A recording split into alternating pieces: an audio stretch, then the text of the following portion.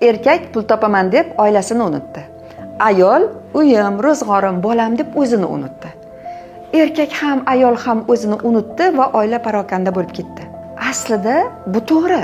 Ya'ni mehnat qilishi oilasi uchun, ayol ham oilasi uchun harakat qilishi to'g'ri, lekin bu joyda o'zini unutish kerak emas va bir-birini unutmaslik kerak. Mehnatdan charchab kelgan er ham oilaga kirib kelganda oyisi, charchamadingmi?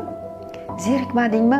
Bolalar qiynab qo'ymadimi desa, mana shu ayol dunyoni aylanib kelib, mana shu erkakka xizmat qilaveradi. Qaytib dunyoni ishini qilsa ham charchoqni his qilmaydi.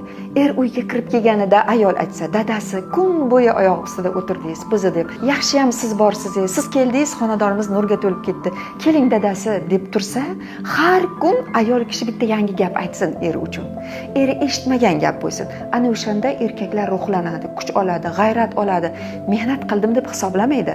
Shu puli ko'payib ketaveradi. Faqat ish, pul, oila deb bir-birini ham unutmasligi kerak, o'zini ham unutmasligi kerak.